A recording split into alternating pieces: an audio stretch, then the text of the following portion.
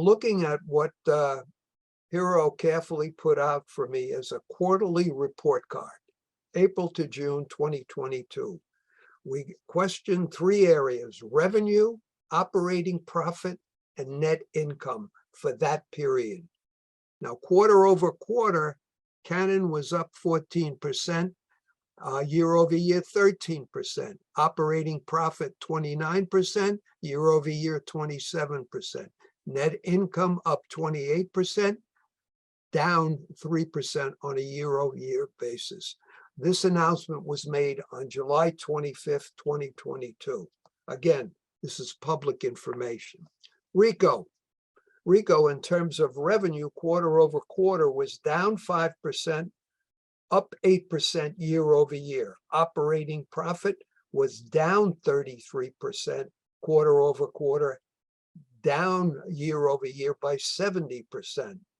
Net income up 6% quarter over quarter.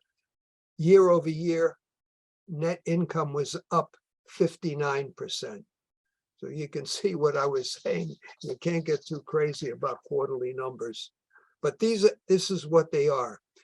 He was also kind enough, he figured I could use the Fuji film numbers too, because obviously that's Xerox, and it'll be something else to look at and gauge how well they were doing. In terms of revenue, they were down quarter over quarter by 6%, up 7% year over year. Operating profit up 15% year over year, down 12. Net income down 24, and year over year down 28.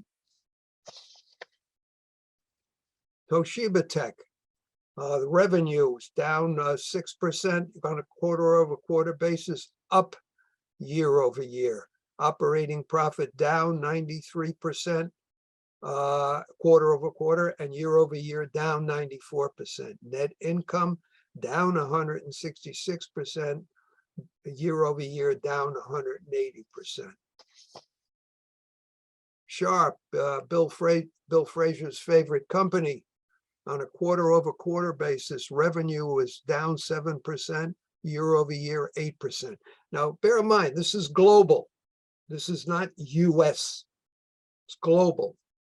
Operating profit was down 71% on a quarter over quarter, down 67% year over year. Net income was up 81% on a quarter over quarter basis, and on a year over year basis was up 24%.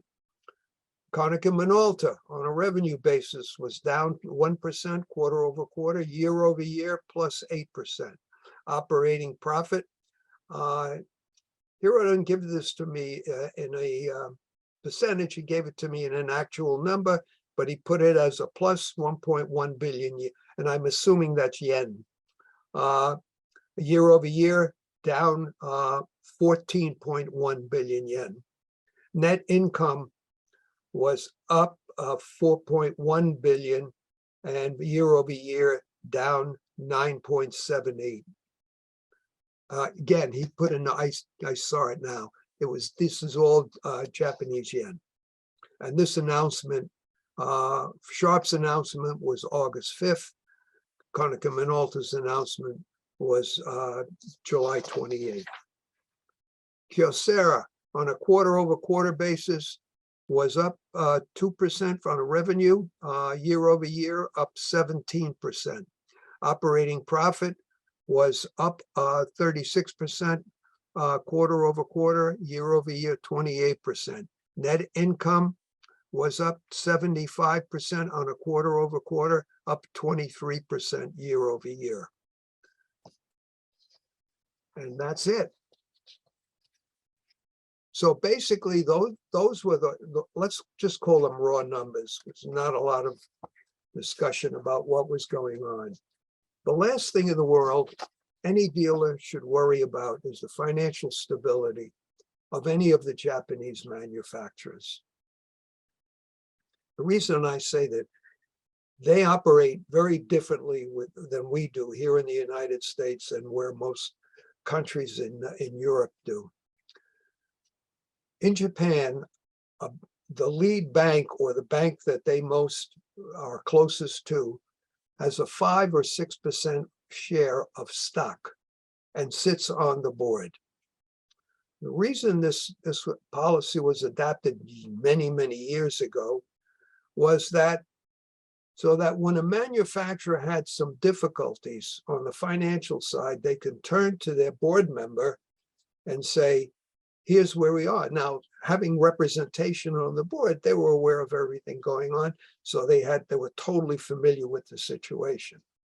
What happens is the bank looks at the situation and then comes back and says, we will take a lead position in a loan. They go out to their fellow banks and say, we're taking, in other words, we're taking the big hit. Join with us to fill us in. And in Japan, they work together that way.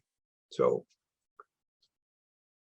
it's an interesting thing that goes on. Now, bear in mind, they don't just say, here's the money. In many cases, they say there's going to have to be a change in management because, again, they were represented on the board and they saw the performance of the CEO.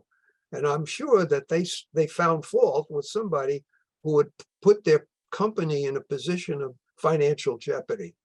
So they insist on a change in management. In other cases, they do something that's very interesting. Cannata and Minolta, when they were independent companies, utilized the same bank. According to the information we have, or we were told, the bank went to both companies and said, you both have similar problems. Together, you'll be stronger and you'll be able to be a much better company. And obviously, when the money guys come up and say, this is what you got to do, the tendency is we're going to do it. So they merged. Now, when this happened, I've known both those companies as of today, 43 years. And there's no more too different culturally than Cannata and Minolta. And I said, this is never going to work. And it's amazing to me how well it did. So that was one of the good things that were accomplished. But the important message here to understand is that the Japanese manufacturers will never be in a position where if they needed money, they could not get it.